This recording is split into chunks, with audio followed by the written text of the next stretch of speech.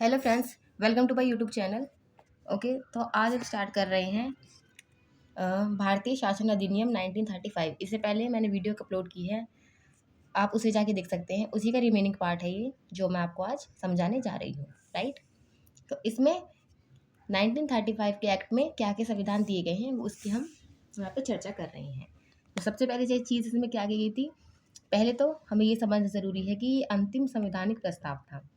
ठीक है, सबसे लास्ट का क्या है, ये संवैधानिक प्रस्ताव रहा है जो कि सबसे बड़ा और जटिल प्रस्ताव रहा। ठीक है, क्यों? क्योंकि इसमें 14 भाग, 321 धाराएं और 10 अनुसूचियां शामिल थी। ठीक है, और इसमें क्या क्या चीज़ें, क्या क्या प्रावधान दिए गए जिससे इसकी महत्वता और भी ज़्यादा बढ़ जाती है। ठीक है, तो हम बात करते हैं। सबसे पहले यहाँ बात होती है संघात्मक सरकार की। ठीक है, संघात्मक सरकार की बात होती है 1935 के एक्ट में। इसके अलावा केंद्र और प्रांत में शक्तियों का विभाजन किया गया। किस प्रकार? संघीय, प्रांतीय और समवर्ती सूची। कितने विषय रहे इनमें? संघीय सूची में हमारे 59 विषय रहे हैं, प्रांतीय में 54 विषय हैं, वहीं समवर्ती सूची में 36 विषय पर बात की गई है। केंद्र में द्वैत शासन की स्थापना की गई है। ठीक है, केंद्र विधायिका, यहाँ पर क्या है, केंद्र विधायिका। राइट, अब केंद्र विधायिका का जो द्वैत शासन की यहाँ बात हो रही है, जिसमें केंद्र विधायिका का कार्यकाल 5 साल का है और राज्य परिषद को जो है स्थायी यानी परमानेंट बना दिया गया।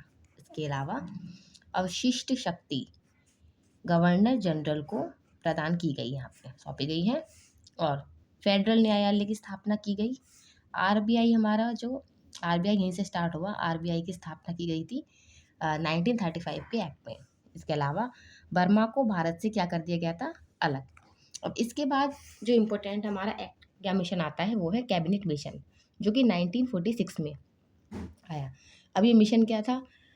ब्रिटिश पीएम एटली ने इसे गंभीरता से लेते हुए, इस समय जो मेनली अगर मैं बात करूँ तो अंग्रेज़ों ने क्या नाम है, भारत की समस्या बहुत ज़्यादा थी और उसके चलते एक मिशन, कैबिनेट मिशन की यहाँ बात हुई है। ठीक है, और उस टाइम पे जो है पीएम यानी प्रधानमंत्री कौन है, एटली है। ठीक है, उन समस्याओं के चलते हुए पीएम एटली ने इसे गंभीरता से लेते हुए 15 मार्च 1946 को कैबिनेट मिशन को भारत भेजने की बात की। ठीक है, इस मिशन को एटली ने शीघ्र से शीघ्र यानी जल्दी से जल्दी स्वतंत्रता दिलाने में के लिए भेजा गया। ठीक है, अब इस मिशन में मंत्रिमंडल स्तर के 3 सदस्य होते हैं। कितने सदस्य होते हैं इसमें? 3। पहला होता है स्टेफोर्ड क्रिप्स, सेकंड होता है आपका पैथिक लॉरेंस और थर्ड होता है अलेक्जेंडर। ठीक है, तो ये 3 इम्पोर्टेंस जो व्यक्ति होते हैं आपके कैबिनेट मिशन के।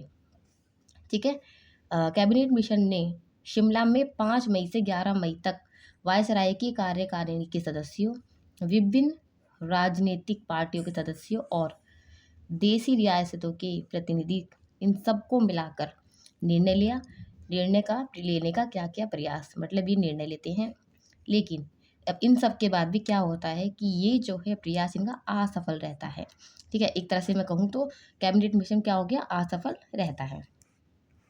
ठीक है, इसके बाद फाइनल में आता है हमारा कौन सा एक्ट? इसके बाद एक्ट आता है 1947, जिसमें फाइनली हमारा देश आज़ाद हो गया था और माउंटबेटन योजना के तहत इस पर बेस्ड होके 15 अगस्त 1947 को ये लागू हुआ। और इसमें क्या क्या प्रावधान दिए गए वो हम एक बार देख लेते हैं।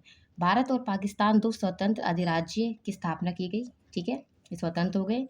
प्रत्येक अधिराज्य में ब्रिटिश सम्राट द्वारा नियुक्त गवर्नर जनरल होगा, सेकंड चीज़। और दोनों राज्य की संविधान निर्माता सभा को संविधान बनाने का अधिकार होगा। ठीक है, मतलब अब हर अपने अपने राज्य का संविधान हम क्या कर सकते हैं, बना सकते, क्योंकि अब हम इसके लिए स्वतंत्र हैं। राइट, 14 अगस्त 1947 के बाद दोनों राज्यों पर ब्रिटिश सरकार का नियंत्रण क्या हो गया, समाप्त हो गया। मतलब फाइनली क्या हो गया, हमारा देश आज़ाद हो गया। राइट, तो थैंक यू सो मच। अगर वीडियो अच्छी लगे लाइक करें, सब्सक्राइब करें एंड थैंक्स फॉर वॉचिंग।